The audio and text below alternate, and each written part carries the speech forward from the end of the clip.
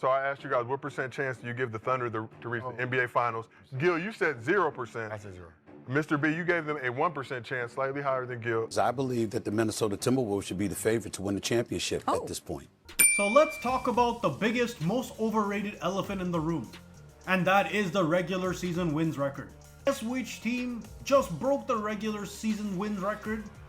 And it fell flat on their face. Oh yeah, the Golden State Warriors. They exhausted themselves trying to break the record. And then guess what? Had the biggest flame out in the NBA Finals in history. So the last team to win 70 games and win the title? Oh yeah, the Chicago Bulls. Why am I saying that? Because that happened almost 30 years ago and the NBA has changed drastically. So here's the thing.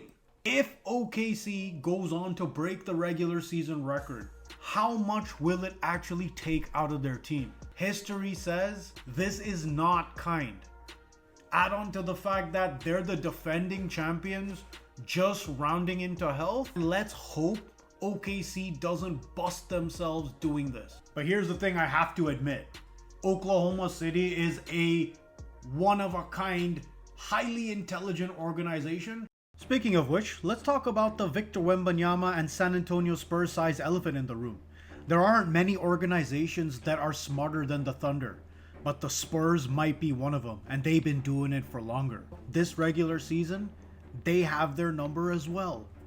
So it's a huge consideration because guess what? The Spurs also have freshness on their side. They haven't been going to the playoffs for a long time. And touch wood, right now, they have health and a great supporting cast around their alien in waiting. Yes, in the regular season, you get by with Chet being injured, Jalen Williams being injured, having excellent rotation pieces step up. But the truth of the matter is, in the playoffs, you need your best guys playing at full strength and your role players executing.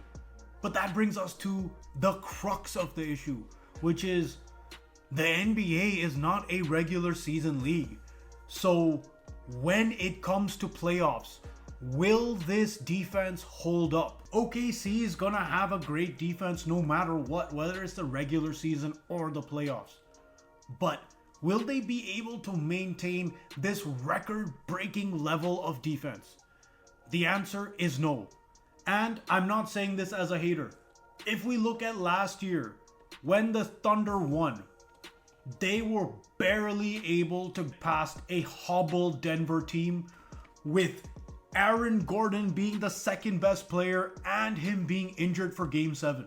Basketball is a game where if you have great offense, you will beat great defense. And while OKC has an elite defense, they do not have the best offense, not even close.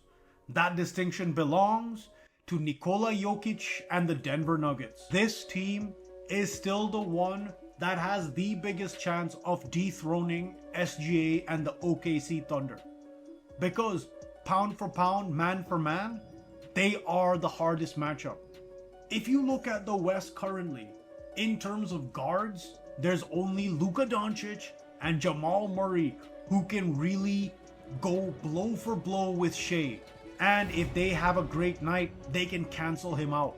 Then, if you look at the Nikola Jokic issue, yes, you had Alex Caruso step up in Game 7. But you think that's going to work for an entire 7-game series? Especially if Denver is actually somewhat healthy and Jokic can get any help? I don't think so. Who else is going to step up to guard him? Can Chet do it? No. Can Hartenstein do it when he comes back? No. So there's no answer for Nikola Jokic. There wasn't one last year, and there isn't one this year. I think they should be favored over the Knicks. I think they should be favored over the Indiana Pacers. I think they should be favored over OKC even. And even if you look at the NBA Finals, they were playing a much inferior team in the Indiana Pacers and still got pushed to a Game 7. And if Tyrese Halliburton doesn't injure his Achilles, who knows what would have happened? Because that dude, he was on a heater before that happened. So there's the other issue of youth and Of course, they have more experience now, but playing down to your opponents, that is also going to be a potential issue for the Oklahoma City Thunder. But here's the God's honest truth for this year and beyond. Oklahoma City has put themselves in position to succeed for many, many years to come through extraordinary general managing and development through the draft. If this team is healthy, to even beat them one time, you're going to have to play a perfect game. They have everything built in their favor. They have defense. They have shooting. They have 3 stars who they've smartly built around in SGA, Jalen Williams, and Chet Holmgren. They have every tool to succeed. But the thing is this, in the modern NBA, when you have had multiple long playoff runs, ask anybody, that measure of complacency can very easily slip in. Plus, fatigue is a real thing. Think about it this way. You know what's also another big issue? It's a lack of fatigue or not being tested enough in the regular season. Means that Oklahoma City is literally rolling through opponents. That is not gonna happen in the playoffs. The level of competition is just so vastly different in the NBA that as soon as that happens, if OKC gets punched in the mouth right as the playoffs start, the whole game changes, right? Also, what happens, and I'm not wishing this at all, touch wood it doesn't, because I'm a Canadian and I'm proud of him. However, what happens if SGA isn't at full health? Where do the Thunder go from there? Where do they generate any offense? As good as Jalen Williams is, he's not a number 1 guy on a championship team. And in playoffs, they'll key in on him. Who else can generate offense?